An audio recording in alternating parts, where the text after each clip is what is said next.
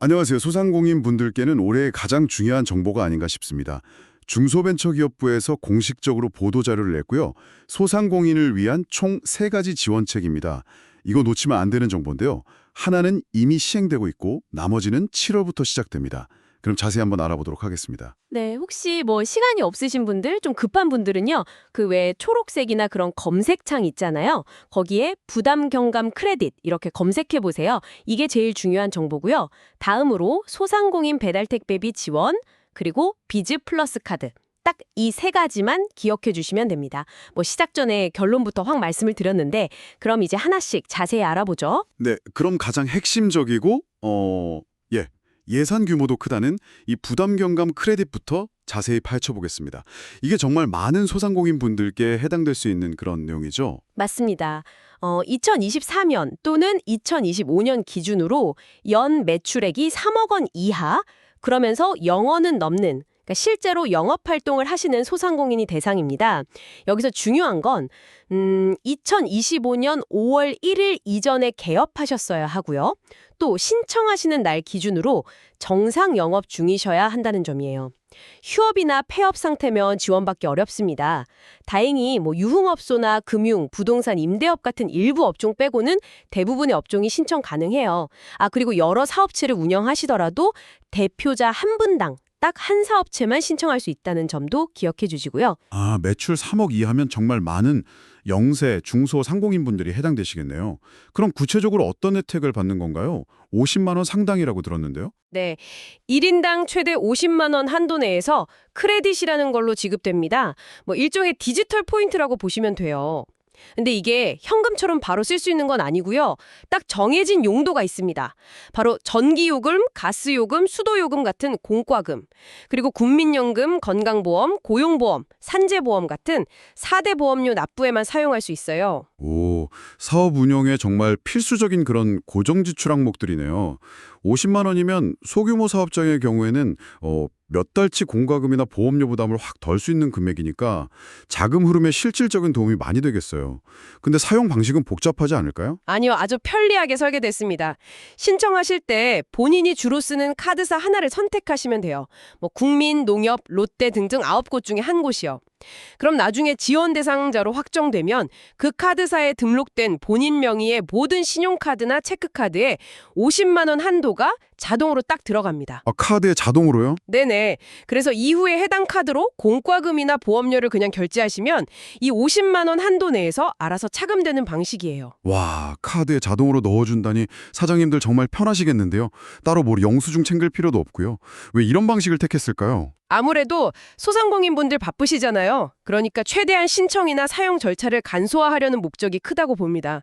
기존 카드 시스템을 활용하면 별도 시스템 구축 없이 빠르고 효율적으로 지원금을 드릴 수 있고요. 물론 50만 원 초과분이나 다른 용도로 사용한 금액은 당연히 본인 부담이고요. 그리고 혹시 신용카드나 체크카드 사용이 좀 어려운 분들을 위해선 8월 1일부터 신청 가능한 선불카드 방식도 마련되어 있습니다. 선불카드도 있군요. 네. 다만 중요한 게 한 번 카드사를 선택하면 바꿀 수가 없어요. 그러니까 신중하게 선택하셔야 합니다. 그거 정말 중요한 포인트네요. 네, 그럼 가장 중요한 신청 기간과 방법은 어떻게 되나요? 이거 놓치면 안 되니까요. 신청은 2025년 7월 14일 월요일 오전 9시에 시작해서요.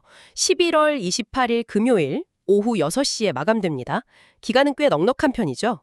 다만 2025년에 개업하신 분이나 선불카드를 원하시는 분들은 조금 늦게 8월 1일 금요일 오전 9시부터 신청이 가능해요.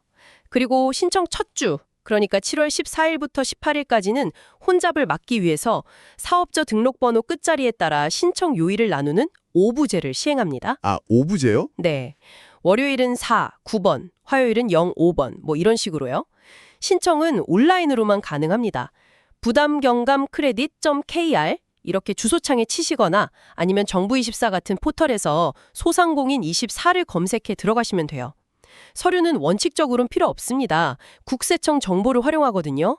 근데 만약 국세청 정보만으로 매출 확인이 좀 어렵다, 그러면 카드 매출 내역 같은 증빙 자료를 내야 할 수도 있어요. 이 크레딧은 지급받은 날부터 올해 12월 31일까지 다 쓰셔야 하고요. 남은 금액은 다시 국고로 돌아갑니다. 좀 더 궁금한 점은 전용 콜센터 1533-0600으로 문의하시면 상세히 안내받으실 수 있을 거예요. 네, 부담 경감 크레딧 정말 중요한 정보 잘 들었습니다. 그럼 다음으로 넘어가 볼까요? 이미 시행 중인 지원책도 있다고 하셨죠? 배달이나 택배 많이 이용하시는 사장님들께는 희소식일 수 있겠네요. 네, 맞아요. 바로 소상공인 배달 택배비 지원 사업입니다. 이것도 연매출 3억 원 이하 소상공인이 대상이고요. 실제로 배달앱을 통해서 배달료를 지불했거나 택배를 이용한 실적이 있어야 해요. 뭐 배달 택배업이 주업종이거나 정책자금 지원 제외 업종은 해당 안 되고요. 이건 역시 1인당 1개 사업체만 지원받을 수 있습니다. 이건 이미 지출한 비용을 보전해주는 방식이라고요? 얼마까지 지원되나요? 네, 맞습니다. 과거에 지출했던 배달비나 택배비를 최대 30만 원까지 지원해드립니다. 신청은 올해 12월 31일까지 소상공인 배달택배비 지원.kr 또는 소상공인24 웹사이트에서 하시면 되고요. 이게 이미 2월부터 신속 지급, 또 4월부터 확인 지급 형태로 진행되고 있으니까요. 해당되시는 분들은 잊지 말고 꼭 신청해서 혜택 받으시길 바랍니다. 문의는 소상공인 시장진흥공단 콜센터 1533-0500 여기로 하시면 됩니다.